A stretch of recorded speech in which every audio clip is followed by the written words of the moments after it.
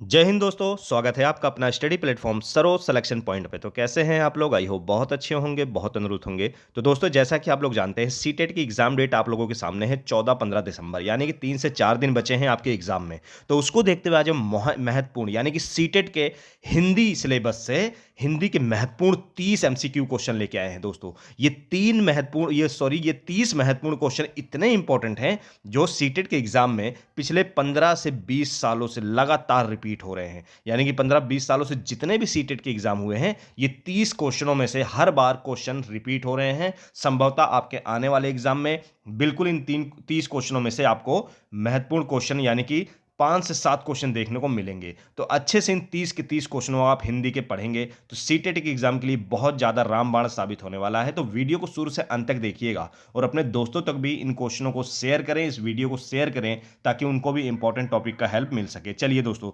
जल्दी इन सभी के सभी महत्वपूर्ण हिंदी सीटेट के हिंदी के 30 क्वेश्चनों को हम समाप्त करते हैं। क्वेश्चन नंबर 1 की ओर चलते हैं। उससे पहले चैनल पे नए हैं तो चैनल को जरूर सब्सक्राइब करें, लाइक करें, अपने दोस्तों तक भी शेयर करें। क्वेश्चन नंबर 1 क्या कहता है? एक से अधिक भाषाओं का प्रयोग।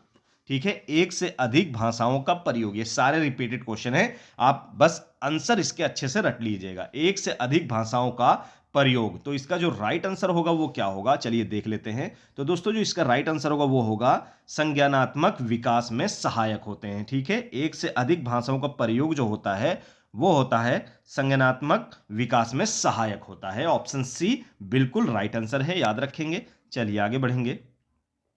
अगला क्वेश्चन देखिएगा क्या कहता है? दृष्टिबाधित बच्चों को भाषा सिखाते समय, दृष्टिबाधित बच्चों को भाषा सिखाते समय किन चीजों का ध्यान रखना चाहिए? चलिए देख लेते हैं ऑप्शन में।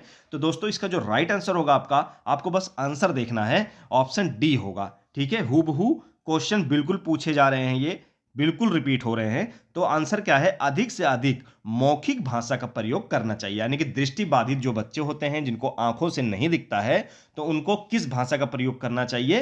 तो ज्यादा से ज्यादा मौखिक भाषाओं का प्रयोग करना चाहिए ताकि उनको अच्छे से समझ आ सके। यानी कि ऑप्शन डी दोस्तों आपका बिल्कुल राइट आंसर है। हूबहू क्वेश्चन ये पूछे जा रहे हैं, बिल्कुल सीटेट के एग्जामों में ऐसे ही क्वेश्चन बिल्कुल उतार दिए जा रहे हैं। प्राथमिक स्तर पर भाषा की पाठ्य पुस्तकों में किस तरह की रचनाओं का स्थान दिया जाना चाहिए? तो कैसी पुस्तकों का स्थान दिया जाना चाहिए? तो इसका जो राइट आंसर होगा वो क्या होगा, देखेंगे ऑप्शन बी की तरफ। ऐसी रचनाएं, ऑप्शन बी क्या कहता है? ऐसी रचनाएं जो बच्चों के परिवेश से जुड़ी हो और जिन जिन भाषाओं की अलग अलग छटाएं हों। ठीक है, क्या होगा? जिन भाषाओं की अलग अलग छटाएं हों। ठीक है, ऑप्शन बी बिल्कुल राइट आंसर है। चलिए आगे बढ़ेंगे। अगला क्वेश्चन आपसे कहता है, निम्नलिखित में से कौन सा बच्चों का भाषिक क्षमता के आकलन का सबसे उचित तरीका है? तो सबसे जो उचित तरीका है वो कौन सा है? इसका राइट आंसर क्या होगा? तो देखेंगे ऑप्शन ए। ठीक है, बादल, आसमान, चिड़िया, बच्चे आदि संज्ञा शब्दों का प्रयोग करते हुए एक कहानी लिखिए। ठीक है, याद रखेंगे। ऑप्शन ए क्या है दोस्तों? आपका बिल्कुल राइट आंसर है। चलिए आगे बढ़ते हैं। अगला क्वेश्चन कहता है, बच्चों की मौखिक अभिव्यक्ति का विकास करने के लिए सबसे कम प्रभावित तरीका कौन सा है? तो सबसे कम प्रभावित तरीका कौन सा है दोस्तों? इसका जो राइट आंसर होगा वो होगा व्याकरण आधारित संरचना अभ्यास। ठीक है, ऑप्शन ए बिल्कुल राइट आंसर है। क्या होगा? व्याकरण आधारित संरचना अभ्यास होगा। चलिए आगे बढ़ेंगे। अगला क्वेश्चन देखिए क्या कहता है, निम्नलिखित में से कौन सा द्वितीय भाषा शिक्षण का उद्देश्य नहीं है? तो निम्नलिखित में से कौन सा द्वितीय भाषा शिक्षण का उद्देश्य नहीं है? चलिए इसका आंसर भी देख लेते हैं। तो इसका आंसर होगा दोस्तों हिंदी के व्याकरण नियमों को कंठस्थ करना। ऑप्शन बी बिल्कुल राइट आंसर होगा आपका।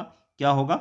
हिंदी के व्याकरण नियमों को कंठस्थ करना। ठीक है, ऑप्शन बी बिल्कुल राइट आंसर है। चलिए आगे देखते हैं। भाषा सीखने के लिए कौन सा कारक सर्वाधिक महत्वपूर्ण है? तो भाषा सीखने के लिए जो कारक है वो कौन सा सर्वाधिक महत्वपूर्ण है? चलिए देख लेते हैं। तो इसका आंसर होगा दोस्तों समृद्धि भाषिक वातावरण। यानी कि ऑप्शन डी आपका क्या होगा? 100% राइट आंसर होगा। यह क्वेश्चन भी कई बार रिपीट हुआ है। तो भाषा सीखने के लिए कौन सा कारक सर्वाधिक महत्वपूर्ण है? समृद्धि भाषिक वातावरण। ठीक है, याद रखिएगा, वेरी वेरी इंपॉर्टेंट क्वेश्चन है ये, हिंदी के बहुत ही महत्वपूर्ण है। सीटेट पेपर 1 पेपर 2 दोनों में इससे क्वेश्चन बहुत ही ज़्यादा पूछे जा रहे हैं, तो अच्छे से रटिएगा। पेपर 1 पेपर 2 दोनों के लिए, हिंदी सिलेबस के लिए महत्वपूर्ण क्वेश्चन है ये। हिंदी भाषा, क्वेश्चन क्या कहता है, हिंदी भाषा का मूल्यांकन करते समय आप सबसे ज़्यादा किससे महत्व देंगे? आप सबसे ज़्यादा किसे महत्व देंगे दोस्तों? तो इसका जो राइट आंसर होगा वो क्या होगा, सीखने की क्षमता का आकलन। ठीक है, ऑप्शन ए क्या होगा, बिल्कुल राइट आंसर होगा। हिंदी भाषा का मूल्यांकन करते समय सबसे ज़्यादा किसे महत्व देंगे, तो सीखने की क्षमता का आकलन। ठीक है, याद रखिएगा। चलिए आगे बढ़ेंगे। अगला क्वेश्चन देखिएगा क्या कहता है, एक बहुभाषिक कक्षा में आप किसे, एक बहुभाषिक कक्षा में आप किसे सबसे ज़्यादा कम, सबसे कम, किसे सबसे कम महत्व देंगे? तो सबसे कम जो महत्व देंगे हम किसको देंगे दोस्तों? याद रखिएगा, विभिन्न प्रकार का बाल साहित्य। ये ऑप्शन आपका सही है। ठीक है, याद रखेंगे, ऑप्शन ए विभिन्न प्रकार का बाल साहित्य, इसे क्या करेंगे हम, सबसे कम महत्व देंगे। चलिए आगे बढ़ेंगे। अगला क्वेश्चन क्या होगा, भाषा की पाठ्य पुस्तक का निर्माण करते समय सबसे कम महत्वपूर्ण बिंदु है। भाषा की पाठ्य पुस्तक का निर्माण करते समय सबसे कम महत्वपूर्ण बिंदु है, तो वो कौन सी है? तो याद रखेंगे, पाठ्यों की संख्या। ठीक है, ऑप्शन बी आपका बिल्कुल राइट आंसर है, पाठ्यों की संख्या 100% राइट आंसर है। चलिए, बहुभाषिकता, ठीक है, बहुभाषिकता किस पे ज्यादा प्रभाव डालती है, चलिए देख लेते हैं। तो याद रखेंगे दोस्तों, ऑप्शन सी, भाषा सीखने में एक महत्वपूर्ण संसाधन है। बहुभाषिका क्या है दोस्तों? बहुभाषिका क्या है? भाषा सीखने में महत्वपूर्ण संसाधन है। ठीक है, याद रखेंगे, तो बहुभाषिका क्या है? भाषा सीखने में एक महत्वपूर्ण संसाधन है। ऑप्शन सी बिल्कुल राइट आंसर है। चलिए अगला क्वेश्चन क्या कहता है, उच्च प्राथमिक स्तर पर भाषा की पाठ्य पुस्तक का निर्माण करते समय सर्वाधिक महत्वपूर्ण है। तो सर्वाधिक महत्वपूर्ण क्या है? तो इसका राइट आंसर होगा विविध प्रकार का साहित्य। ऑप्शन सी बिल्कुल राइट आंसर होगा आपका। क्या होगा दोस्तों? ऑप्शन सी विविध प्रकार का साहित्य। चलिए आगे बढ़ेंगे। अगला क्वेश्चन आपसे क्या कहता है, बच्चे विद्यालय आने से पहले किन चीजों पर ध्यान देते हैं? चलिए ठीक देख लेते हैं। तो बच्चे विद्यालय आने से पहले दोस्तों, तो ऑप्शन ए आप देखेंगे, अपनी भाषा की नियमबद्ध व्यवस्था की व्यवहारिक कुशलता के साथ आते हैं। ठीक है, याद रखेंगे, अपनी भाषा की नियमबद्ध व्यवस्था की व्यवहारिक कुशलता के साथ आते हैं, लैस होके आते हैं। ठीक है, तैयार होके आते हैं। चलिए आगे बढ़ेंगे। अगला क्वेश्चन क्या कहता है, भाषा अर्जन और भाषा अधिगम के संदर्भ कौन सा कथन सही नहीं है? कौन सा कथन सही नहीं है यहां पूछ रहा है। ठीक है, याद रखिएगा, तो भाषा अधिगम प्रयास पूर्ण होता है। ऑप्शन बी क्या है, बिल्कुल राइट आंसर है। ठीक है, भाषा अधिगम प्रयास पूर्ण होता है, ऑप्शन बी बिल्कुल राइट आंसर है। चलिए आगे बढ़ेंगे। अगला क्वेश्चन क्या कहता है, इक प्रत्यय उदाहरण है, यानी कि इक प्रत्यय उदाहरण किसका है? तो यहां देखेंगे दोस्तों, सांस्कृतिक, इक। ठीक है, सांस्कृतिक, ये जो ऑप्शन है वो है सांस्कृतिक, ये बिल्कुल सही है, क्योंकि सीमित संकुचित, इसमें क्या है, इक प्रत्यय का उदाहरण नहीं हो रहा है, पर सांस्कृतिक में इक प्रत्यय का उदाहरण हो रहा है। चलिए, इसीलिए ऑप्शन ए सांस्कृतिक आपका राइट आंसर है। चलिए अगला क्या कहता है, मंगणित का अर्थ है। तो मंगणित का अर्थ क्या होता है? कठिन गणित, मनगणन गणित, मनपसंद गणित, या मन ही मन हिसाब लगाना। तो दोस्तों ऑप्शन डी क्या है, मन ही मन हिसाब लगाना मंगणित का अर्थ है, याद रखिएगा। चलिए आगे बढ़ेंगे। अगला क्वेश्चन कहता है, संयुक्त क्रिया का उदाहरण है। तो संयुक्त क्रिया का क्या उदाहरण है दोस्तों? तो यहां ऑप्शन डी देखेंगे आप, तुम प्रतिदिन पढ़ने आया करो। ये क्या है? संयुक्त क्रिया का उदाहरण है। ठीक है, याद रखिएगा, संयुक्त क्रिया का उदाहरण है तुम प्रतिदिन पढ़ने आया करो। ये क्वेश्चन भी कई बार रिपीट हुआ है। चलिए अगला क्वेश्चन देखेंगे। एक भाषा शिक्षण के लिए सर्वाधिक महत्वपूर्ण है। एक भाषा शिक्षण के लिए सर्वाधिक महत्वपूर्ण है, तो इसका जो राइट आंसर होगा वो क्या होगा? ऑप्शन बी देखेंगे आप, बच्चों को भाषा प्रयोग के अवसर उपलब्ध कराना। ऑप्शन बी बिल्कुल राइट आंसर है दोस्तों। यहां मैं सिर्फ आपको आंसर बता रहा हूं, ठीक है, क्योंकि समझाने का बिल्कुल भी टाइम नहीं है इस समय 2 से 3 दिन बचा हुआ है, तो बिल्कुल रिवीजन के लिए आपको सिर्फ आंसर याद करना होगा। ठीक है, याद रखिएगा। तो ऑप्शन बी, बच्चों को भाषा प्रयोग के अवसर उपलब्ध कराना, बिल्कुल राइट आंसर है। चलिए अगला क्वेश्चन कहता है, भाषा की कक्षा में एक शिक्षक बच्चों से क्या अपेक्षा करता है? तो भाषा की शिक्षा में एक शिक्षक क्या अपेक्षा करता है? ऑप्शन ए की ओर देखेंगे, संस्कृतनिष्ठ भाषा में ही जवाब दें, बिल्कुल नहीं। बच्चे अपनी मातृभाषा का बिल्कुल भी प्रयोग ना करें, ये भी ऑप्शन सही नहीं है। बच्चे सवालों के बंधे बंधाए जवाब ना दें, बिल्कुल ये ऑप्शन आपका कई हद तक सही है। ठीक है, बच्चे सवालों के बंधे बंधाए जवाब ना दें। ठीक है, याद रखिएगा। तो ऑप्शन सी बिल्कुल राइट आंसर है। चलिए, भाषा स्वयं में क्या है? भाषा स्वयं में क्या है ये? चलिए इसका राइट आंसर देखते हैं। ऑप्शन ओ देखेंगे। ऑप्शन ए एक नियमबद्ध व्यवस्था है। ठीक है, भाषा स्वयं में क्या है? एक नियमबद्ध व्यवस्था है। ऑप्शन ए बिल्कुल राइट आंसर है। चलिए, भाषा का प्रयोग, तो भाषा का प्रयोग जो किया जाता है दोस्तों, वो किस प्रकार से किया जाता है? चलिए देख लेते हैं। इसका राइट आंसर क्या होगा? जीवन के विभिन्न संदर्भ में होता है। ठीक है, ऑप्शन बी बिल्कुल राइट आंसर है। किसमें होता है? जीवन के विभिन्न संदर्भ में होता है। ऑप्शन बी बिल्कुल राइट आंसर है। चलिए अगला क्वेश्चन क्या कहता है? बच्चे अपने परिवेश में स्वयं भाषा अर्जित करते हैं, इसका एक निहितार्थ ये है। क्या है दोस्तों?